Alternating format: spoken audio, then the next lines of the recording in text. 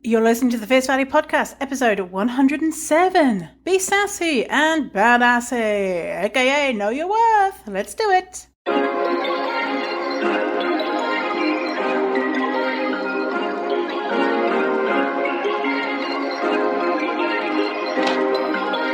Perfect.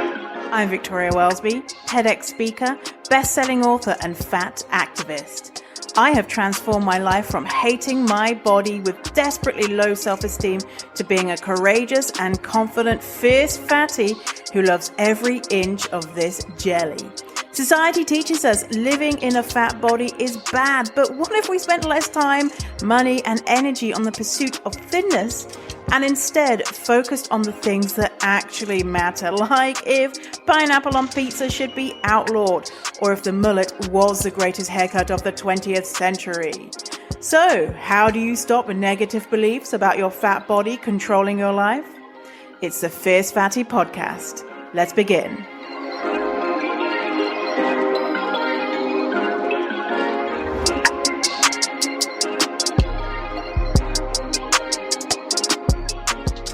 Hello.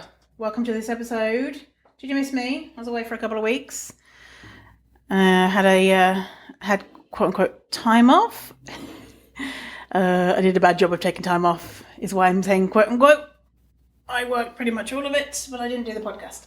So, sorry about that, but I'm back. Don't worry, I'm back. Yeah, I'm excited to be here with you today. Hey, listen up here. You know how Spotify does the end of year thingamajig for individuals? They do it for podcasters too. So I thought you might be interested in some of the podcast stats. So Spotify tells me your show made some new friends in new places. You got streams in new places, 4 new countries. Shout out to you if you live in one of these countries. Got new streams in these 4 new countries. Costa Rica, Latvia, Colombia, and Estonia. Hello if you're listening to one of those countries. Next stat, ultimately, your podcast was played in 51 countries. Amazing. Hello if you're in a country. You're listening. Hello if you're a human being and you're listening in a country. And you had some impressive growth this year.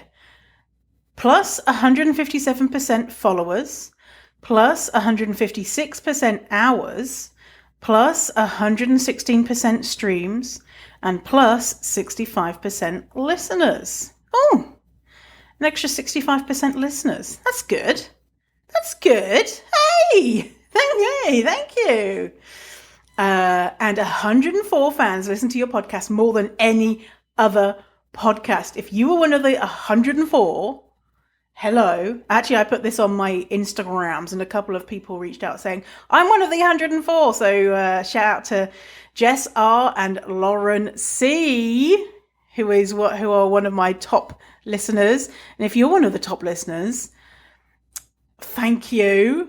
I appreciate it a lot. I guess, you know what makes probably someone, generally, listening is regular content. That's probably what it is, right? Like if someone really liked my podcast, but I only released, an episode a month, then they wouldn't be a top listener because they were probably listening to other episodes of something else more. So I think that's like a key, isn't it? It's like regular content. So yeah, interesting. Yes. And finally, you released 2,217 minutes of content across 39 episodes. So that would be from January to November. So yeah. Yes. I genuinely I hate it when you go back to your one of your favorite podcasts and they haven't made a new show. I've been waiting for 5 weeks for one of my favorite podcasts to do a new show. So rude of them. One of my favorite podcasts is This Podcast Will Kill You, which is about science. diseases, and they talk about like what the disease or illness or whatever it is does to the body and the history of that thing. It's really interesting.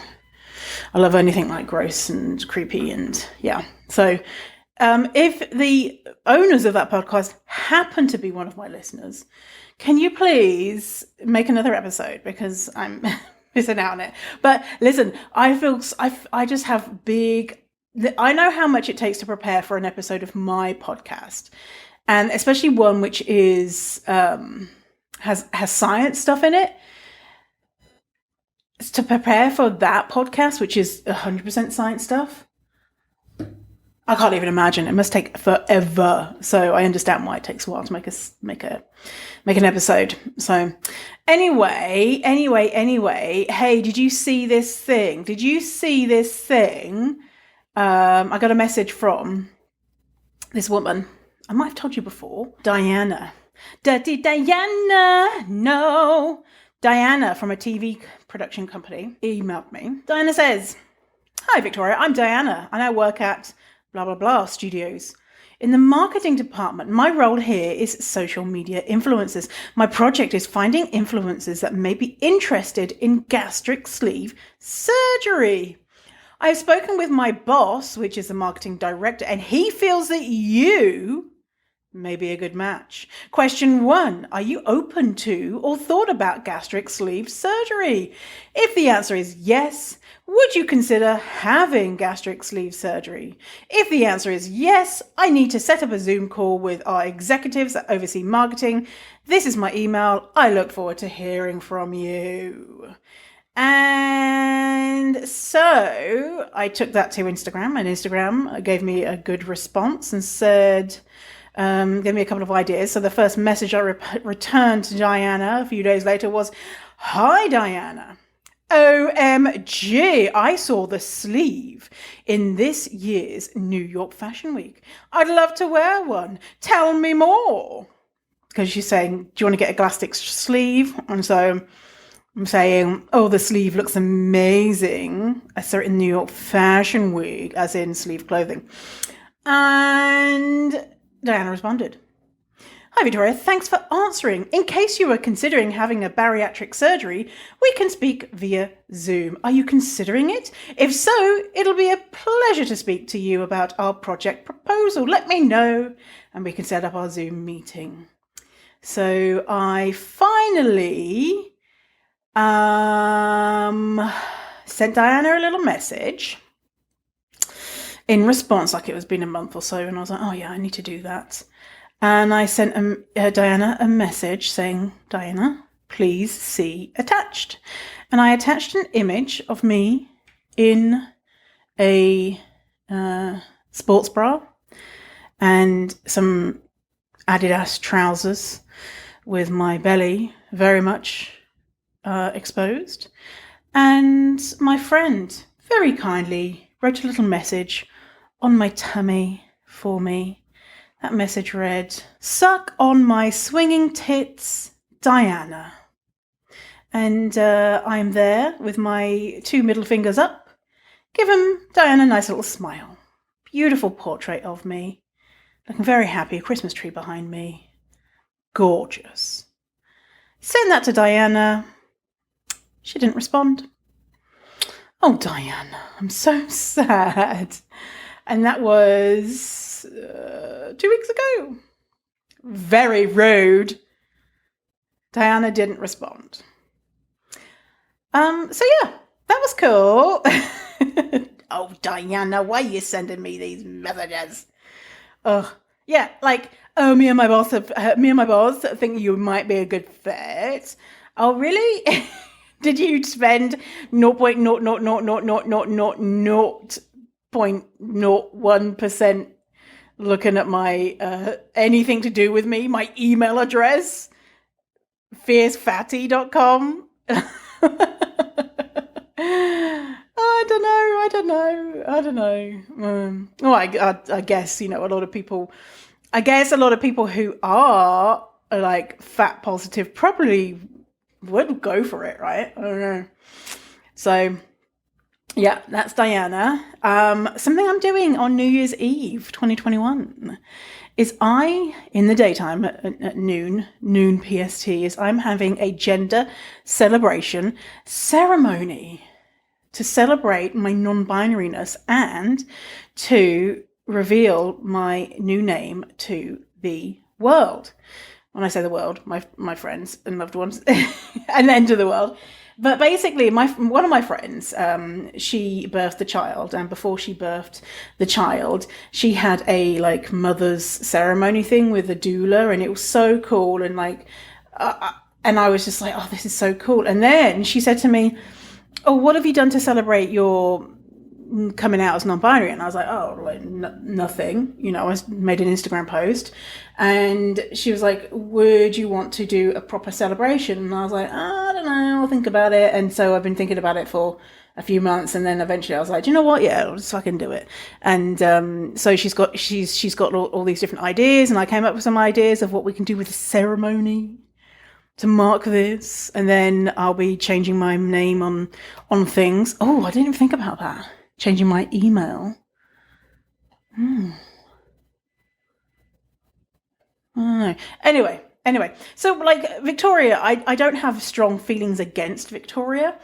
Like, for me, it wouldn't be a dead name.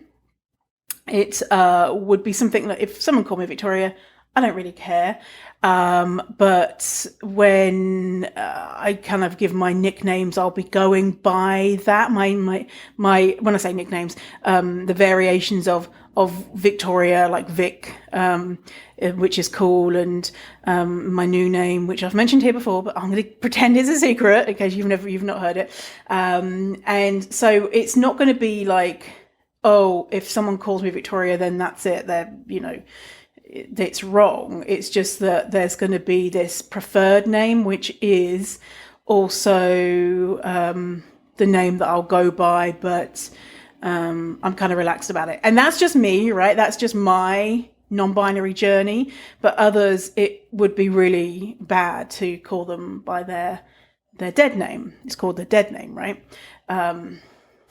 So yeah, that's just me, but I'll talk about it more when in January, once I've done the gender celebration ceremony.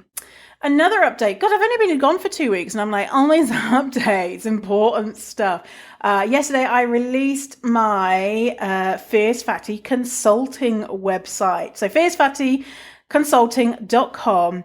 And so this is for people who are anti-diet professionals. So dietitians, nutritionists, personal trainers, coaches, therapists, anyone who is in the anti-diet world, or anyone who's not, but are anti-diet themselves and has a business, and wants to add either training to their business. And so, for example, if you're a nutritionist and you have an online course, or you have one-on-one services, and you want to, that as a straight-sized person, you can't talk about weight bias, fat phobia, living in a bigger body, all that type of jazz, then you can purchase training from me and add that to your program.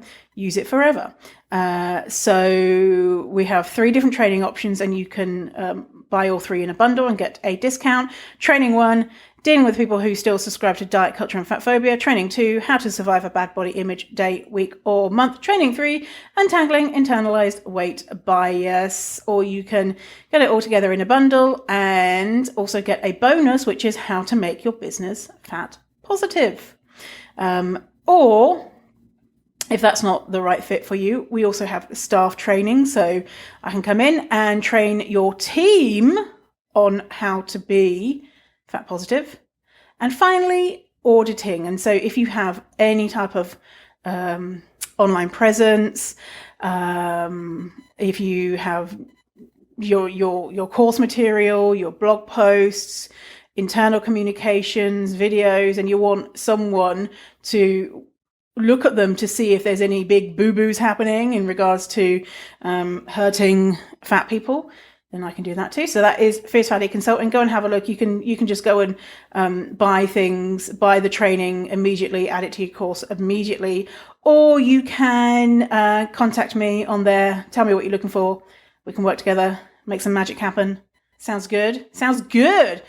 that's the thing, is like, more and more people are looking for this type of thing, and outside of the anti-diet world, companies looking for training on how to not be bell ends to fat people, which is really cool to see. But still, there is a lot of, like when I go in talking to companies, there is still a lot of, let's position this as how to love your body, because talking about fat phobia is, too much for some people, which is, that's the way it is. Hopefully in 10 years time, we'll be like, oh, let's talk about this. Let's really talk about this.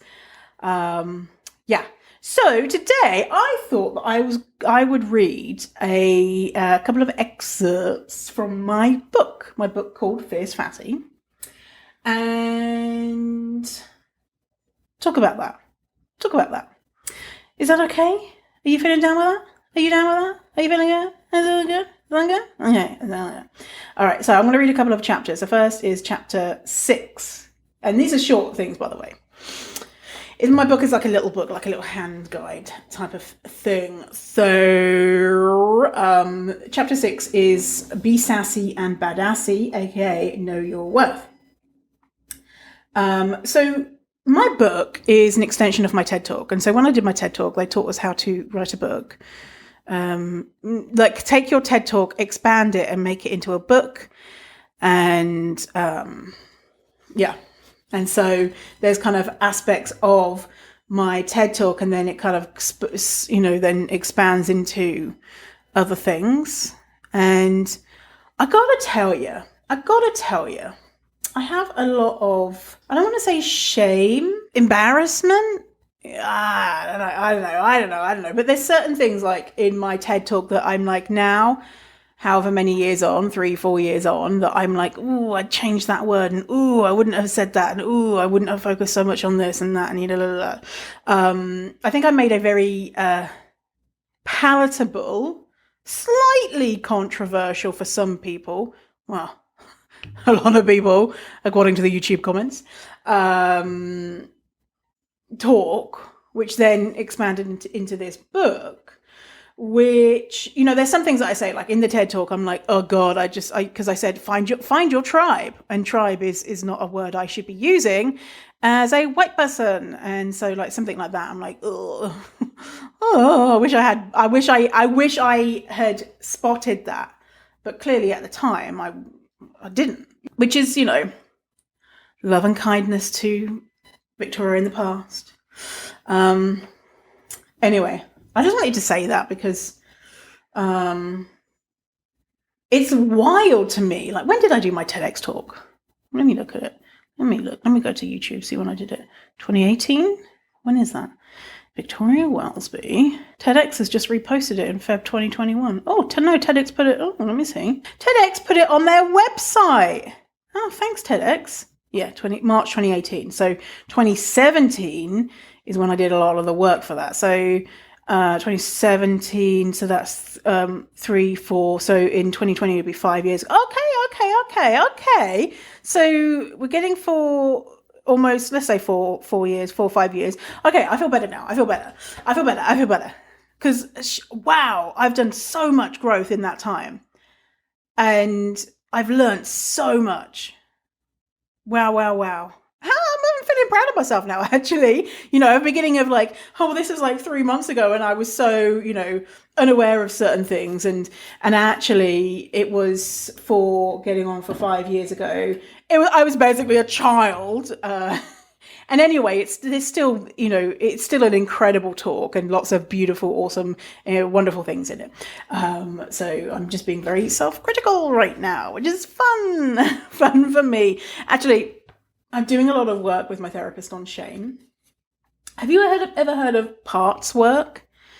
It's so interesting, like the way she explained it. I really am a person for kind of visualizing certain things, but there's this thing called, I think, internal family systems, and it's a concept in therapy. I don't know if it's very popular or well known, or if it's controversial or anything. I just know from what my therapist has told me, and it's so far been really interesting and helpful, which is the most important thing, which is there's different parts inside your brain, which are you, or something, or not you, or whatever, versions of you. And so one of those things could be like shame or anger or you as a kid or whatever. I'm probably not doing a great job explaining this because this is a brand new concept for me. And so anyway, I don't know, came up with this idea of them driving the bus. I don't know if she came up with that visual, probably, or me, whatever. The idea of who's driving the bus right now. And when we recognize it's shame driving the bus, and we can say to shame, hey, shame, it's okay. You can take a back seat, because really shame shouldn't be driving the bus. It should be you, your real, authentic, yourself as the higher version of yourself, or most enlightened, or most happy, or whatever, And so just recognizing, just that simple thing of recognizing, okay, what am I feeling right now? Shame. Okay, shame. So shame is driving the bus. So what happens when shame drives the bus for me? Most people is you might get defensive. You might, so anger might jump up from its seat and say, I'm going to take over the wheel, and be like struggling with shame, and anger then takes the wheel, or other things like self-righteousness or whatever. Maybe they're all struggling for the wheel, but the whole, most of what underneath it all is shame. And so kind of guiding shame back to its seat and saying, it's okay, you can just hang out back here and I'll take over. That whole concept has just been mind blowing. As soon as I catch myself being like, I feel shame, then I'm just like, shame is driving the bus right now. Okay, so actually I can put shame back in its seat and console it and say it's okay. And that's been really, really helpful for me. And you know what it is I didn't realize, well, I did, but still being on the TV show, the echoes of shame from that.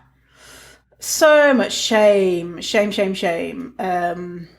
And feeling like, losing self-worth in myself as a person versus my body, like, no, because that's all good, but having this kind of loss of self-worth that I didn't really quite recognize as about me as a human, as a person, and that kind of just simmering there. And the way that it manifested itself would be shame. And so I'd be in bed and then I'd be like, remember that one time that when you were 7 years old, you stole perfume from your sister and hid it in your bag and then wore it. And then she was like, I can smell that you're wearing my perfume. And I was like, no. And it was in my bag the whole time. And I was such an idiot. I was such a bad sister. Oh my God. La, la, la, la. And then I'd be like thinking about this. And then being worrying like, oh, I'm such a bad sister and I can't believe that. And one time we had a fight and I kicked my sister and just thinking, oh my God, my sister hates me and going to this spiral. Like me and my sister have a great relationship. And then in my brain being like, oh, my sister hates me.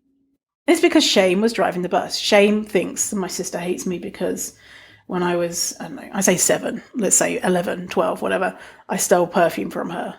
I gave it back in the end. Yeah, it's not really helpful, is it? It's not really helpful to be thinking about those things. So anyway, long deviation on what I was going to be talking about, but it's all these things that so I love this. I love learning all these types of things. Okay, so chapter 6, be sassy and badassy, aka know your worth. I love being surrounded by fierce fatties, and I start going to the extreme. I built a website eager to share my life-changing experiences with everyone. I get supportive comments from people all over the world, but not everyone is pleased with my newfound confidence. My email pings with a new message. You are disgusting. Fat people are unhealthy and pathetic. Fat people aren't at home guzzling lard milkshakes 24 hours a day, contrary to some people's beliefs. But of course, you don't need to be healthy to be a worthy human being.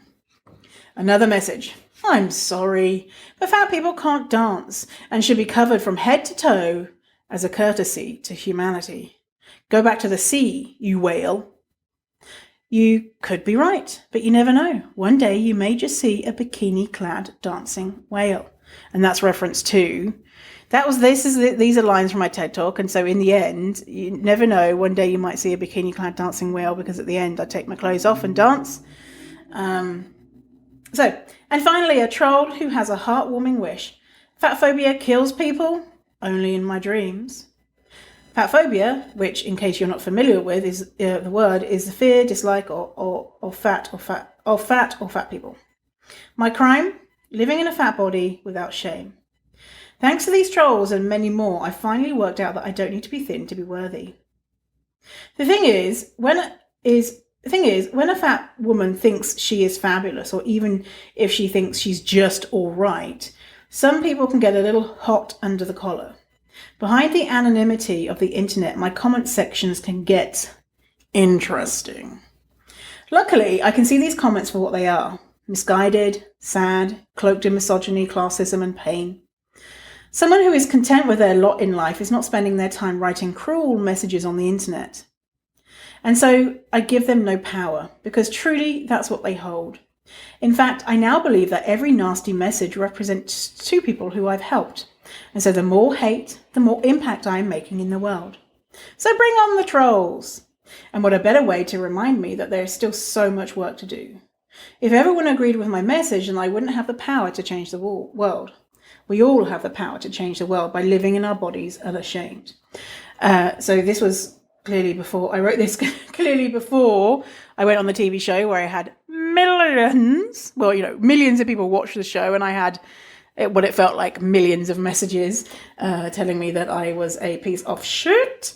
So at that time when I wrote this, I give them no power. During the aftermath of the BBC show, I did give them power. I gave them a lot of power. Not all of them, mostly people from the community. So when people there were people who were new to body positivity, who thought body positivity was love your body. And so I got messages from those people being like, I felt embarrassed. There's one message I remember. I felt embarrassed that I told my friends, this is going to be great, this show is going to be great, and this person represents body positivity, and I was embarrassed when they were there laughing and saying that there was something wrong with you and your views were extreme. So this is someone who's like new to body positivity, because I was just saying, hey, it's okay to be fat. But those people who were kind of like closer versus to people who were just like, clearly I hate fat people, that they were the messages that really stuck with me. Yeah. So now, And as you know, if you're a long-time listener, the messages got so much. And actually protecting my mental health has become so important that mostly I'm not in my DMs, my VA is. And so I am not exposed to that stuff anymore, because they did have power. Okay, so apart from online criticism, you may find that those in your real life, I wouldn't have said that either, because online is real life too, are concerned about you loving yourself. So I have created a list of sassy, badassy ways to respond when people are throwing shade about your appearance. I wouldn't have said that either. Your food choices, your lifestyle decisions. Of course, you don't have to say anything to anyone, but if you want to, take a little sass from here. So here are some ways to, if you want to be sassy, if you want to be rude, how to respond. Okay, so if someone says, you're fat, respond, I know. Thanks for noticing. Don't I look gorgeous? That's my most favorite, is when, because people don't say to me, you're fat. They say, you're not fat. When I say, if I meet a new person and I tell them what to do, they, oh, you're not fat. And I'll say, what? I'll be like, pretend to be offended that they think that I'm not fat and be like, what do you mean? Really? Well, I thought I was. Oh, no. So continuing, if someone says you're fat, oh, wow, I'm so glad to meet my own personal dietitian. Please tell me more about the nutritional value of kale. I'm so sorry you have to degrade people to feel better about yourself. It's interesting how you think it's appropriate to comment on my body. Do other people know you're this rude? With the, are you pregnant question? Yes. I had Mexican for lunch, and so I'm expecting the arrival of a healthy 10-pound burrito sometime this afternoon. Did you really just say that? Like, really? I am so proud to be fat and fierce, baby. Okay, if someone says you should do this / don't do that, raise your hand to your eyebrow, pretending to look for something in the distance and say, I'm sorry, I was just looking for who actually asked you for your opinion. It's cool how you think you know more about my life than I do. Please do continue. Remember when I asked for your opinion? No, me either. If I wanted to hear from an ass, I'd fart. I'm not interested in listening to people's opinions right now. I only listen to advice from people who pay my bills. You don't pay me, you don't get a say. That's a kind of like a spin-off RuPaul's RuPaul quote from RuPaul. If them bitches ain't paying your bills, if they ain't paying your bills, paying them bitches no mind. Okay. Why do you think it's appropriate to tell me what to do? If someone says, I'm concerned about your health, then say, if you were really concerned about my health, you can be concerned about my mental health too. Person says, oh my God, have you lost weight? Change the subject totally. Nice weather today. Oh, sweet baby Jesus, I hope not.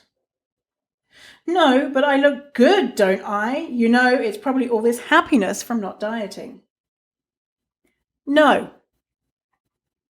Wow, do you monitor my body weight a lot? It must get tiring keeping tabs on me like that. I'm too busy being fabulous to notice my weight. Do you think it's appropriate to comment on someone's body? Not if I can help it. Is weight loss something that's important to you because it's not to me? Or the one you can use in any situation? Go fuck yourself. Continuing. Or the one if you're trying to have a genuine conversation. Because these are, you probably are not going to use most of those because, it's a sensitive topic, right? But if you're feeling sassy, go do it. Okay. The one if you're trying to have a genuine conversation. Hey, I'm trying to work on loving my body, and so can you try to avoid talking about weight, dieting, fat as a negative? One of the big lines that fatphobic bigots like to say is, but what about your health? Or the diabetes, cancer, heart disease you're spreading? If I could eye roll any harder, I'd see the back of my neck. Fatphobes don't care about your health. If they did, they wouldn't be fatphobic. They would understand that shaming folks is counterproductive. It literally makes people fatter. And simply a dick move. Being fat does not cause all of these scary diseases. Correlation is not causation. Being fat isn't something that people can catch. There is no such thing as the obesity epidemic. We are fed such fatphobic bullshit from all corners of our life and culture, it's hard to separate fact from fiction. If being healthy is something you want to pursue, then that's good for you. Also, if being healthy is something that doesn't interest you, then that's also good for you. Neither choice is morally superior, and you do not owe health to anyone. Also, being healthy is not something everyone can attain. If you do want to pursue a healthful lifestyle or continue with the healthful lifestyle that you already lead, but don't know what to track without tracking your weight, then consider other indicators. Can you move your body in the ways you want to? If not, get a pole and start practicing your high kicks and back bends with flair while shaking your tatas like a Polaroid picture, or whatever floats your boat. Do you feel good in your body? Work out how to feel better without focusing on weight. How about practicing self-care, building strength, giving your body yummy foods to make it happy, working on your mental health, having a glorious nap, binge watching the new hit Netflix show and not leaving your house for 2 days? There's a meme out there that reads, patient, doctor, help. I've been impaled on a stake. Doctor, well, have you tried losing weight? It astounds me how weight loss is so often prescribed for no reason. When weight loss, as we know, doesn't work, makes people sick and causes folks to be fatter in the long run. Newsflash, there is no such thing as a healthy weight, as health and weight are not correlated. When I say that, I think I should have put a thing in there saying health and weight are not correlated in the ways that we think. Health is a construct and valuing healthy bodies is ableist. Saying that, not all doctors have the same attitudes towards us fatties. There are a lot of service providers that work with the health at every size model, which is so goddamn glorious. Hayes community has a list of Hayes professionals. Blah, blah, blah. Okay. So what I want to say about that. What I want to say about that, about being Sandy Bassett, about being sassy and badassy. So, kind of some reminders for myself, maybe for you if you're listening, is it's okay to walk away from situations. It's okay to charge what you're worth. Life is too short to doubt yourself 24 hours a day, 7 days a week. So let's set up like 1 minute a day instead to question the idea that everybody hates you and thinks that you're a horrible person who smells bad. When I went on a date a few weeks ago, and I wanted to leave, if I had spent 1 minute remembering who the fuck I am, I would have walked away. But I had all of these thoughts in my head of, no, I should be polite and blah, blah, blah, blah. And, you know, is it that big of a deal if he's a dickhead and all that type of stuff? If I had spent 1 minute, then of that 2-3 hour day, I would have walked out the door, right? And I think that's maybe a good place to start, is trying to spend 1 minute just remembering that you are a cool person. So it's a practice though, right? It's a practice. So don't spend all the time outside of that 1 minute berating yourself for not being a rock star. And I like to look at things logically if I can. So I'll ask myself questions about the logic of my thoughts. So is it true that all my friends are friends with me because they pity me and actually secretly hate me? Is that true? Probably not, you know, probably not. Maybe some of my friends hate me. I don't know. Maybe some of my friends pity me. I don't know. But I don't think that that is what motivates people to be my friend, right? Is it true that I will never find a romantic partner because I'm fat? Probably not. Yes, of course, it's harder because I'm fat. But is it true that if I do choose to have someone in my life, that it's going to be an impossible task? Probably not. Is it true that because the regional manager is in town coming to the office, that they are there to fire you? Probably not. And even if they are, then you can probably survive. This used to be such a big one for me when I used to work in recruitment. Anytime the regional manager would be in town, or I knew the regional manager was in town, I'd be like, why are they coming? Why are they coming? And, you know, the local boss would be like, oh, you know, just visiting. I'm like, this is it. This is it. This is when I get fired. Even though there was no reason for me to get fired, right? I was good at my job. I was convinced they're here to fire me. Guess how many times I got fired by a regional manager? No times. 0 times. Yeah. And so thinking about things logically helps me.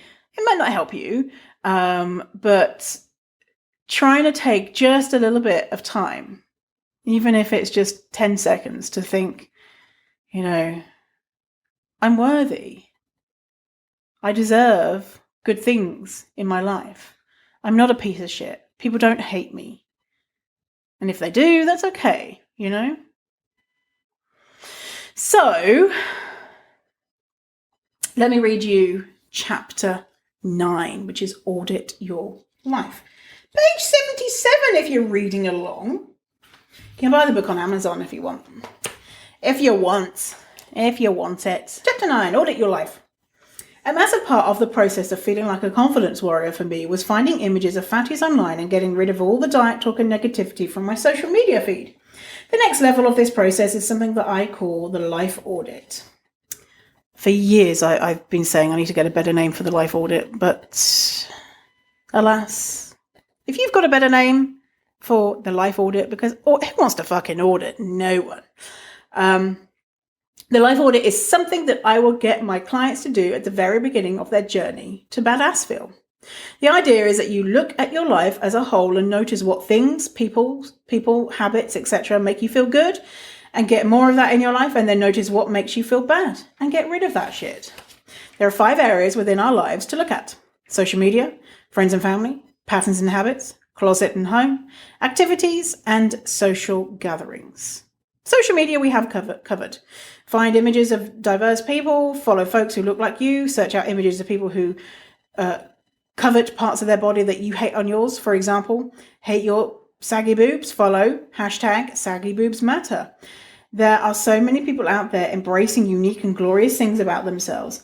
I bet you could find someone who loves what you hate about yourself. Also, don't forget to get rid of everything and everyone that make you feel less than.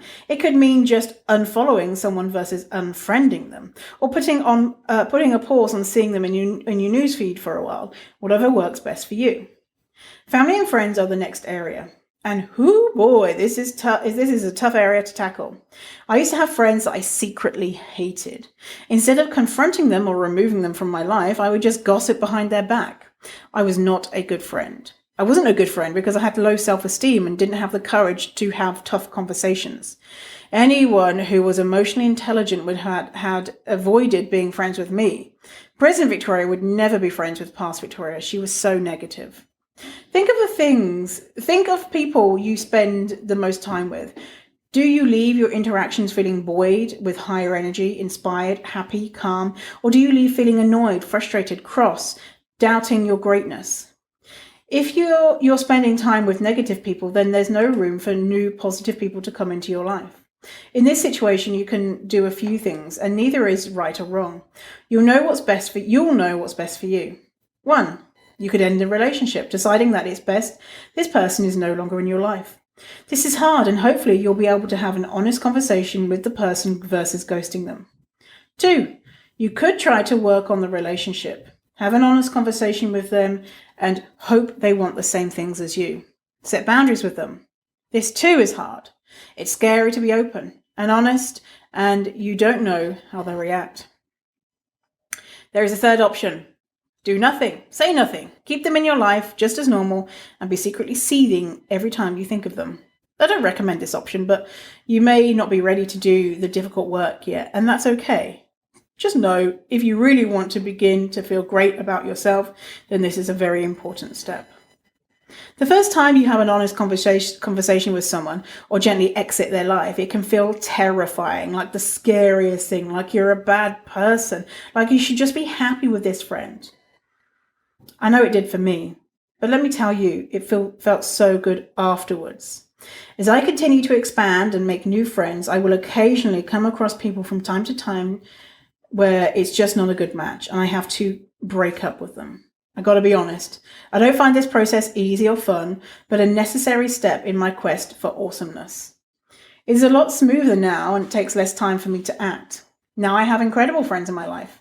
I truly value them and vice versa. I'm actually a good friend now, as I don't secretly hate them. Fancy that, friends I like, how weird. So friends are one thing, but what about family? Cue dramatic music. Dun dun dun. I added the dun dun dun. This is next level stuff. A society tells us we should always put up with family no matter what. Blood is thicker than water and all that. I say that we shouldn't. We shouldn't put up with bad behavior just because we happen to share a parent or another relative. Nuh-uh. You can take the same steps I prescribed with friends. But there is another option. The other option is to reduce the time you are exposed to that family member. Families can be hella complicated, and breaking off a relationship with one person could cause lots of consequences that you don't want to deal with right now. And that's okay. For example, you go around your parents' house every weekend, and when you leave, you're in such a bad mood. Your mum nags you about your life, hinting that you're a disappointment and your dad is super sexist and comments on your weight. How about going over for less time or only once every other weekend? See how that feels. Work out if it's having an impact on you or on how you're feeling about yourself. Another thing you can try is to set firm boundaries. Explain, hey, I'm working on my confidence right now. I've realized that when you talk about my weight, it makes me feel less than confident. Could you help me out and try not to mention it to me? If the offender truly cares about your happiness, they will, I said here, he or she, they will try to abide by your request. But naturally, they will probably slip up. When they do, gently remind them. If they slip up again, tell them. You will have to leave if they keep talking about your weight or whatever else you told them to keep to themselves. If they do it a third time, leave.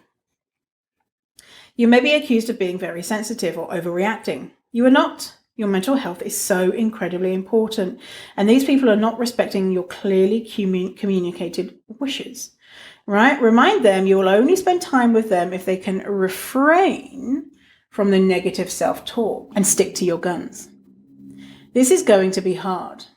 After years of the same behavior, it'll be difficult for both parties to change, but it is possible. I know. I did it with some of my family members. Still, from time to time, I have to correct folks when they make a comment, but we'll get there eventually. Side note, I think I've mentioned on the podcast before, I actually ended a relationship with a very close family member over this stuff. And it took me years and years and years of therapy to get to that point, because I kept saying, I can make it work. I can just forgive them. I can just, if I just stop complaining, and if I just do this, and if I just do that, and if I just let it go. And I'll tell you what, after ending the relationship and sticking to my boundary of the relationship being over, I have not once regretted it. Not once. And I feel so fucking free.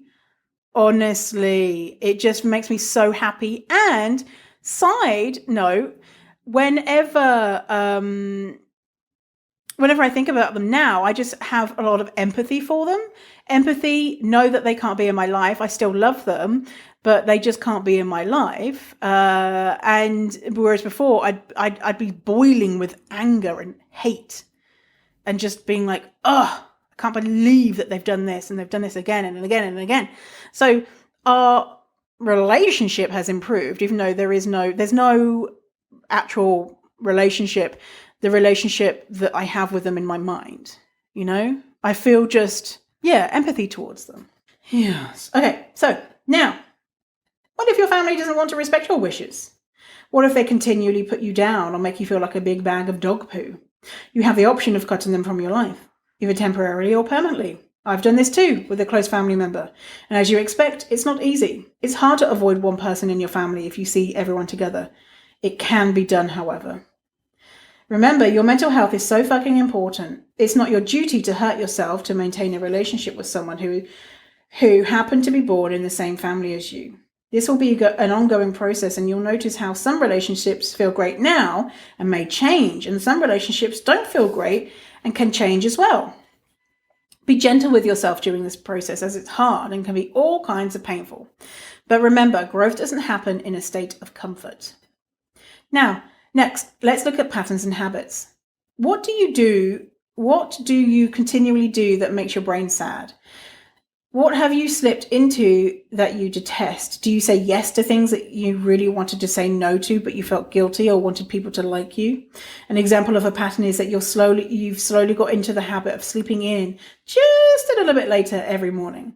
You're not late for work, but you're pretty close. You used to make yourself a nice breakfast and sat with a coffee, but now you're frantically grabbing a coffee to go and going hungry. Maybe you like doing your hair in the morning and putting on makeup, but your sleeping in habit means that you do this less and in turn don't feel as nice about yourself when you get to work. Maybe you used to meditate every morning, but going to bed late, and after going on a YouTube black hole until 2 a.m., me watching hours of Dr. Pimple Popper videos has taken over your routine, and you feel way less calm and relaxed every day. So have a think. Are there patterns that ultimately make you less happy, make you feel less worthy? Sleeping in late is just an example. It could be that sleeping in makes you feel like a goddess or god or non-binary person. And If that's the case, keep on keeping on. Habits you may have could include things like agreeing to stay late at work because you don't want your boss to think you're lazy when actually you have things planned. It could be overlooking a friend's chronic tardiness and not saying anything when she shows up 20 minutes late for your lunch date. Or maybe you're the one who always cooks. Your partner gets in from late work later than you and you just do it even though you don't like it and feel resentful. Do you have a habit of being a pushover, a people pleaser, a I hate you so much attitude in your brain but nice to their face tendency? Want to change that? You can. Start saying no. Start telling people how you feel. Start realizing that your time is important and so is your mental well-being. Now, time to look at your closet and your home, the things you have in your life. Something we look at every day reminds us of something we look at every day reminds us of how we don't measure up. There's something we look in. No, it is right. Our closet. We look in our closet. If you have clothes that no longer fit or goal clothes for when you lose weight, taking up space in your bedroom, then you may as well be hanging a sign up there you see every day reading, "You're too big, unworthy, ugly, lazy." Seriously, think about the neural pathways you're creating. Get rid of that shit. Give them to a new home. Store them away. Put them in the garbage. DIY them into a new bed for your dog. Use them as bonfire kindling. Whatever you do, get them out of your life and out of your sight. That dress you wore to your prom 17 years ago when you're basically still a child will never fit again, and it isn't as in style, and no one else wants to wear it either. Want to keep it as a memento? Look at the damn picture of you wearing it at a time you did like it and it fit. Get rid of it. So side note here, you may just want to store things away versus getting rid of it, because getting rid of it may be too hard. And so maybe just put them in a bag and put them in the back of the closet for a while. And then when you've realized, actually, I haven't looked in that bag for a year, then it might be time, then you might be ready to then actually donate them or whatever. You'll also be creating space for more things that actually make you feel good. Imagine opening up your wardrobe and seeing gorgeous sequins or well-tailored suits or dope sportswear, knowing they all fit you and you feel fierce while wearing them. Once you've had fun decluttering your clothes, then look around your house. Do you have things laying around that say, "Girl, you're such a loser"? A giant reminder of your self-appointed loserness is your set of scales. Just seeing scales in someone's home gives me the heebie-jeebies. How can one tiny piece of metal and glass so quickly define our worth? How much disappointment, shame, frustration, sadness, and sometimes joy has this small piece of torture equipment given us? And what does it really measure? Our gravitational pull to the earth. That's it, nothing else. It doesn't measure how healthy you are. It doesn't measure if you're a good person, a kind friend. It doesn't measure the amount of love you're capable of giving to others, the capacity of your heart. So why do we put so much weight into what it tells us? Pun intended. You need to get rid of that shit from your life. If you're not sure how serious I am about this, I will now spell it out in capital letters for you. Get rid of your goddamn motherfucking piece of shit scale. See? Very serious. Capital letters and swearing. What else do you have that measures your worth and makes you feel like a big bag of dicks? You may not even realize something you're using to measure yourself makes you feel bad until you really think about it. Do you have a Fitbit? A step tracking device? Do you feel guilty if you do less steps than you should or that you'd like to? Yep, another piece of shit measuring device that needs to be gifted to someone you really hate. Any other measuring devices lurking, whispering to your subconscious about what a lazy, useless waste of space you are? Smash them, burn them, launch them into deep outer space, bury them 6 feet under, sink them to the bottom of the Mariana Trench. Go to university to become a scientist and dedicate your life to learning the solution to shrink things, and then shrink the thing so that only borrowers can use those evil items. These items are the obvious things to boot when it comes to destroying your self-esteem, but what about the things in your life that aren't so obvious? I used to play the piano. It was fun. I eventually lost interest, however, but I didn't want to give away my gorgeous piano keyboard. You know, just in case. So for years I made space for it in my house, moved it to new houses with me, and every time I saw it, the damn thing would melodically whisper, "Oh, you used to be so talented. Now look at you, a failure with no musical ability. What a waste." I finally realized after dusting it off one day for the millionth time that I needed this object out of my life. I sold it online to a teenager who was super excited to have it. I then had extra space to put in a desk to work from home. The piano took up space in my home and in my mind as well. Maybe it stopped me from working on my business as much since I didn't have a dedicated space to work. Maybe it stopped me making more money. Maybe it made me believe I was super lazy. All this from a simple object. And imagine if you have multiple things like that in your home, how many messages every day you could be getting from them telling you mean things. It could also be objects that are neutral, something that you barely notice. It's just there and always has been. Perhaps if you got rid of it, you'd replace it with something that has a more positive influence on you. Maybe a little picture frame with a positive affirmation in it. Have a think about the things that are broken or annoying in some way, but you never get round to fixing them. Every day when you interact with those things, you're getting a shot of, I'm not worth having something that's in working order. I am not worthy. Say your car has a cracked windscreen and this really makes you feel bad, but months go by and you haven't fixed it. Fix the damn thing. It's not about the glass, it's about how it makes you feel. Finally, let's look at activities and social gatherings. Think about all the things you do in a day. Probably your biggest activity is going to work. As I mentioned before, I always presumed everybody hated their job. Not only hated, but deeply despised it. I used to wait outside one job in particular until the exact second I had to go in. I had timed how long it took for me to get to the second floor, to my desk and log into my computer. I couldn't bear spending a single extra second in the building. I thought this was normal. We spend 80 hours a year at work, 2,080 hours a year at work. What do you think 2,080 hours of negativity a year does to our brains? And it's not only time in work, but it's the time you spend dreading it before you go in. There used to be a time on Sunday evening when it went from the weekend to getting ready for the work week that would stress me out in a massive way. The jobs I had before I loved myself messed with my mind in an incredible way, and they kept me paralyzed with fear about leaving. I hated my job, but didn't think I was worthy of something better. It was a terrible pattern to be in. The thing I now know is that I wouldn't have said this either. The thing I now know is that you just decide what you want and then try to get there. I think I think I should have explained more about how that's not possible for a lot of people because of lots of different things. Most people just don't believe that they can do things that they want and so never make it happen. They resign themselves to jobs that make them sad and that's them forever.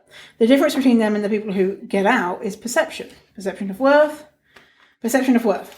Remember, I told you about my boss who wouldn't give me a pay raise? If I was still deep in my low self-esteem days, I would have just agreed with him and probably had been traumatized from the experience of him saying no.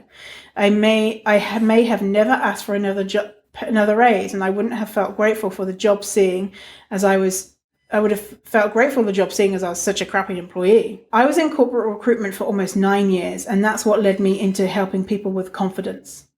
I would see time and time again wonderfully talented, accomplished, hardworking, gregarious job candidates undervalue themselves, and most of the time these were women. They would question whether they were really a good fit for the job, and I would put them forward for and ask for the lower range of the salary bracket. Generally speaking, it was the guys who were like, I'm worth $1 million, baby, and didn't have the experience to back it up. The thing is, these guys would get the job just because they believed they were worthy. And because of sexism. So, if you hate your job, what do you want to do? What do you like in your life? What are you good at? What are you passionate about? Come up with a plan of how to get there. Take small steps. Take leaps. Do research. Get educated on your value in the market. If you're a woman, ask for more than you think you're worth, because you're worth more than you think you are. If you are a woman of color, non-binary, trans, disabled, ask for even more than that, because you're already being paid less than you should be. Work on your fear, because I promise with any personal growth is fear. No fear, no growth. Believe in yourself. Know that it is possible to have a job and like it. To love it even. I adore my job, and sometimes I think, I can't wait to get sucked into work today. Work is probably your biggest activity to tackle, but what about other things you do? The big one for me was movement for the sake of punishing my bad fat body. I would go to the gym, which I found deathly boring. I would go running, which was so punishing for me, and again, a total snooze fest. I truly believe that the only good exercise was the stuff where you burnt the most calories and hurt your body the most. Now I do things I actually like. Weird, hey? I move my body for fun, not punishment. I don't push myself to the point where I think I'm going to vomit. I don't work out so I am allowed to eat certain foods. I go dancing and I don't care that I look like a twat. I ride my bike with my dog in the basket and prefer going down hills than up them. I go for walks to nice places and don't make sure to maintain a slow jog because what's the point unless you're out of breath? If I don't want to exercise, I won't. I may want to move my body 3 times a week or maybe 3 times a year. Whatever brings you joy, then do it. I discovered what activities I actually liked by trying them. If afterwards I was like, nope, then I didn't go again, or tried a different version or instructor. It could be that the movement you like is something simple that you don't count as exercise. For example, walking your dog. Movement doesn't always have to be rollerblading on the seawall in neon lycra with a fanny pack for it to be joy-inducing or brain-stimulating. So that's a life audit, my friend. A lot of areas to cover, literally your whole life. There could be areas that don't fall into any one of these 5 categories. Just notice what you're doing during your day and take stock of how it makes you feel. Your feelings are real and valid, and you deserve to live a life that makes you feel inspired, confident, a life that makes you feel like a hashtag fierce fatty. So, yeah, I think the thing about work, I think I needed to do a lot more explaining about how there's a lot of different things at play, as well as how you feel about yourself versus, there's a lot of different things at play versus just the way that you feel about yourself. If you feel better about yourself, if you feel more confident, then things are going to be easier, right? But that doesn't account for everything else that's going on within the world, depending on what marginalized identities that you hold. So, yeah. But anyway, life audit. What exactly what I just said what the book said at the end of the sentence there, which is see what's going on in your life and see how it makes you feel.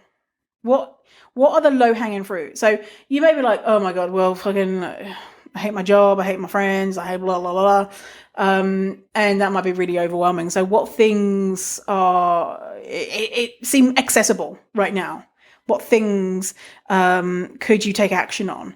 And what things are longer term goals that may take years, literally asking me years to work out and overcome and talk to a therapist about and all that type of jazz. So so don't use any of this as a way to berate yourself and say, I'm not doing it right, I'm bad. But just know that sometimes things that we don't realize have an impact on us really, really do have an impact. Like, with the family member that I cut out, that decision and then implementing it, the weight off me was just immense, and it's still there today, like a couple of years later. So, but that took years to get to. So anyway, you might not realize the things that are really, really not helping you, and you might think, oh well, it's fine that I've got a scale in my bathroom. I don't use it, or I only use it to weigh my luggage, or some other reason. But it's like a symbol, isn't it? So it reminds you of all that diet culture BS. So. Yes. All right. Well, I hope you enjoyed our episode today. I wanted to make it a little bit lighter after our last episode about medical fat phobia. A lot of people really enjoyed that episode. So I'm pleased that I did it, but that was kind of like a heavier episode. And so, something a little bit lighter today.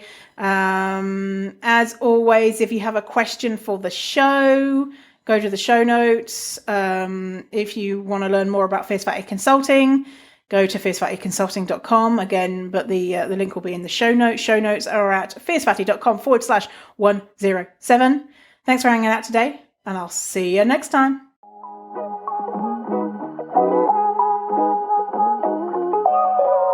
thanks for listening to the episode. And if you feel ready to get serious about this work and want to know when the doors open to Fierce Fatty Academy, which is my signature program where I teach all about how to overcome your fat phobic beliefs and learn to love your fat body, then go to fiercefatty.com/waitlist. Again, that is fiercefatty.com/waitlist to get your name on the waitlist for when Fierce Fatty Academy, my signature program, opens.